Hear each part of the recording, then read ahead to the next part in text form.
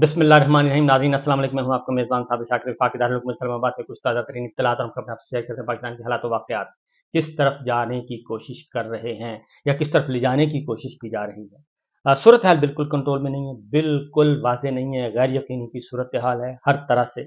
और उस पे जितनी भी आप दलाइल हासिल करना चाहें, आर्गूमेंट्स लेना चाहें, वो दिए जा सकते हैं। इलेक्शन की तारीख अनाउंस हो चुकी है। होना तो ये चाहिए था कि जैसे ही इलेक्शन की तारीख अनाउंस हुई और सुप्रीम कोर्ट ने उस पर मोहर तस्दीक सब कर ली और अपने आप को गारंटर के तौर पे पेश कर दिया, क्योंकि उन्होंने कहा कि हमने फैसिलिटेशन की है, सहूलत कारी की है इलेक्शन कमीशन और सदर ममलिकत के दरमियान।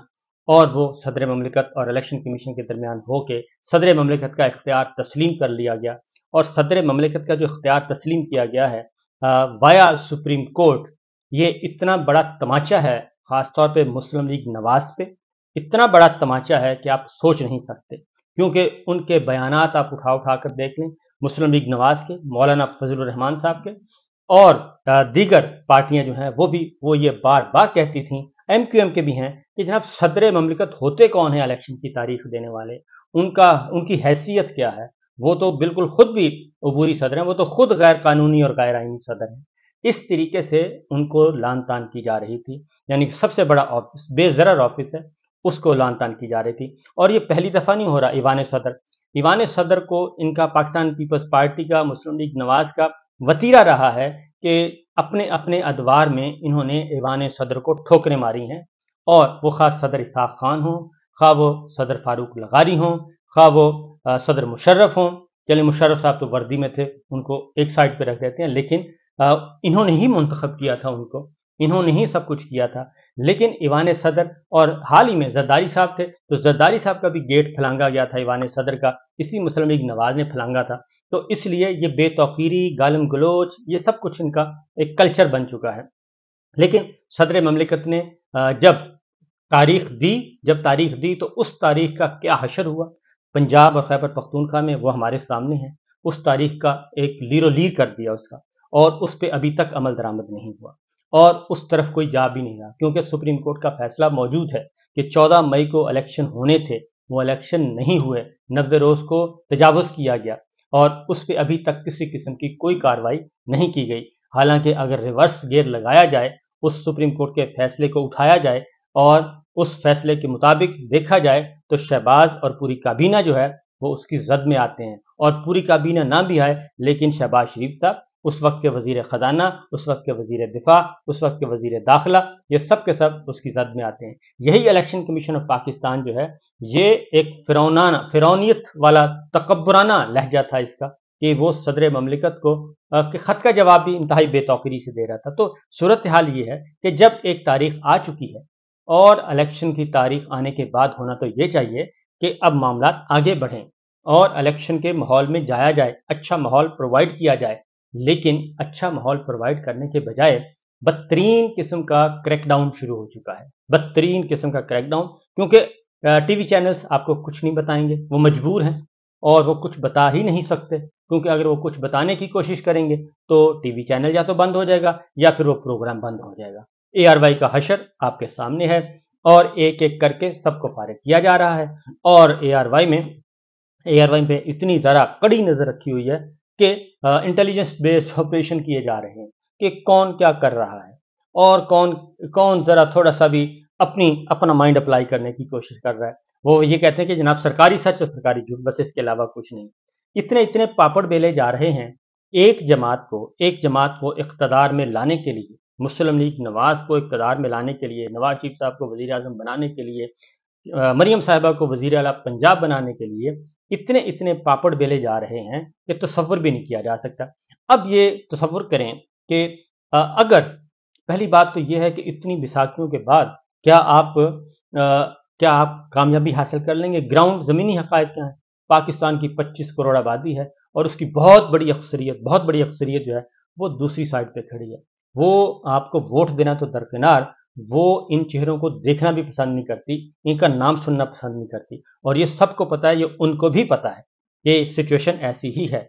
लेकिन इसके बावजूद अब वो क्या कर रहे हैं, अब एक ही बयानिया, अब अपने आप को वो अफ़वाज पाकिस्तान का, सिक्योरिटी फोर्सेस का वो मामा, चाचा, ताया, दादा जो भी है वो बनाने की कोशिश कर रहे हैं। और एक हुआ मामला दहशतगर्दी, और दहशतगर्दों ने आजकल हल्ला बोला हुआ है पाकिस्तान पे।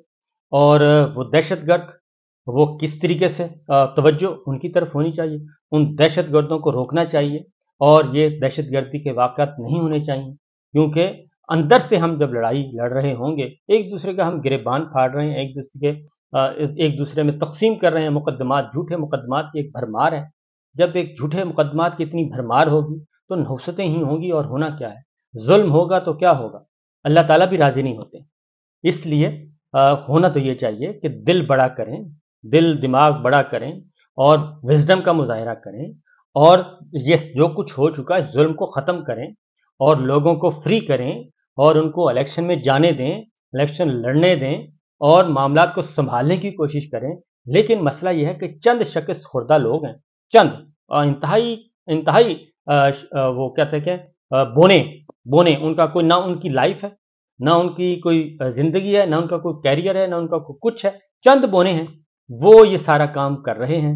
और वो चंद बोने जो हैं सारे, वो तमाम गिरोहों के बोने इकट्ठे होकर ये काम करने की कोशिश कर रहे हैं कि पूरे के पूरे सिस्टम को अपने शिकंजे में ले लिया जाए। और उसके मैं देख रहा था कि कहाँ मुस्लिम लीग नवाज और कहाँ फौज को गालम गलोच, आर्मी चीफ को धमकियाँ, DGISI को धमकियाँ, एक दूसरे का गिरेबान फाड़ने की बातें।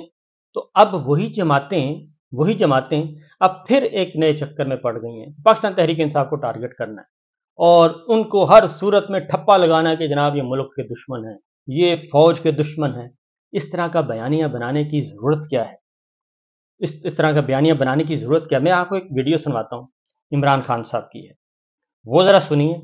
और इस तरह की कोई भी वीडियो नवाज शरीफ साहब की ले आएँ, जरदारी साहब की ले आएँ, बिलावल साहब की ले आएँ, मौलाना फजल रहमान साहब की ले आएँ, शहबाज शरीफ साहब की ले आएँ, मरियम साहिबा की ले आएँ, और MQM के किसी रहनुमा की ले आएँ, किसी भी रहनुमा की इस तरह की एक वीडियो ला के दिखाएं कि जिसमें ये सारी बातें मौजूद हों, और उसके बाद फैसला करें कि हम एक बहुत बड़ी सियासी जमात को, एक सबसे बड़ी सियासी जमात है, और वो फेडरेशन पे यकीन रखती है, कॉन्स्टिट्यूशन पे यकीन रखती है, आइन पे यकीन रखती है, जमहूरियत पे यकीन रखती है, रूल ऑफ लॉ पे यकीन रखती है, इदारों की मजबूती पे यकीन रखती है, और वो चीख चीख कर वो कह रहे हैं कि हम पाकिस्तान की सलामती चाहते हैं, हम पाकिस्तान के साथ हैं, लेकिन पूरे जोर शोर से उनको धकेला जा रहा है। बिल्कुल उसी तरीके से मैं आजकल शेख मुजीबुर रहमान को पढ़ रहा हूँ, क्योंकि पहले तो हमारी नज़रों में वो बिल्कुल एक काफिर आज़म थे, और इसको जो देखा था, अब मैं आजकल ज़रा पूरी हिस्ट्री में दोबारा से कोशिश कर रहा हूँ पढ़ने की। तो शेख मुजीबुर रहमान के साथ जो हमने किया वही एज इट इज़ वही हम कर रहे हैं। हम जुल्फ़िकार अली भुट्टो को हमने माफ़ नहीं किया, मोहतरमा बेनज़ीर भुट्टो को हमने माफ़ नहीं किया, और नवाज शरीफ साहब को हमने माफ़ नहीं किया, और पता नहीं किस किस को, जितने भी वज़राए आज़म आए हैं, जितने भी वज़राए आज़म आए हैं, किसी को भी हमने कबूल करने के लिए नहीं तैयार, ना ही ईवान सदर में मकीन उनको कबूल करने के लिए तैयार। तो आखिर हम चाहते क्या हैं? हमारा बयानिया क्या है? हमारा नेशनल नैरेटिव क्या है? हमारी नेशनल कॉज क्या है? हमारे ऑब्जेक्टिव्स क्या हैं? हमने जाना किस तरफ है? तो इमरान खान साहब की एक गुफ्तगू सुनी, उसके बाद फिर मैं आपसे पूछूंगा कि इस तरह की कोई गुफ्तगू ले आएं, और उस शख्स पे, उस लीडर पे आप एक ऐसा, ये सारे पल पड़े हैं, आज भी मैं देख रहा था कि दहशतगर्दी की वारदातें हो रही हैं, और मियाँ वाली और उधर से खैबर पख्तूनख्वा 14-14 जवान हमारे शहीद हो रहे हैं, और दहशतगर्द भी मारे जा रहे हैं। इतना कुछ हो रहा है, लेकिन हम इसमें सीखने के बजाय हम ब्लेम गेम में पड़े हुए हैं, हम पॉलिटिकल स्कोरिंग में पड़े हुए हैं, और एक ट्वीट को उठाते हैं, और एक ट्वीट को उठा के फिर उसको फैलाते हैं, यानी कि हम खुद फैला रहे हैं। ये रियासत और हुकूमत खुद फैला रही है। इससे बड़ी मज़हक़ बात क्या होगी कि एक तरफ कहते हैं कि सोशल मीडिया पे प्रोपेगेंडा ना किया जाए, फिर दूसरी जानब एक ट्वीट को उठाया जाता है, और तमाम टीवी चैनल्स को कहा जाता है कि इसको बजाएं, और उसके बाद उसको बजाया जाता है और उसको फैलाया जाता है। इससे क्या फ़र्क पड़ेगा? इससे कोई पॉजिटिव अप्रोच आएगी क्या? इससे कोई पॉजिटिविटी आएगी या नेगेटिविटी आएगी? तो मेरा ख्याल है कि इस पे हमें सोचना चाहिए, ठंडे दिल से सोचना चाहिए कि अब हमें बड़ा हो जाना चाहिए। और 75 साल कोई कम नहीं होते।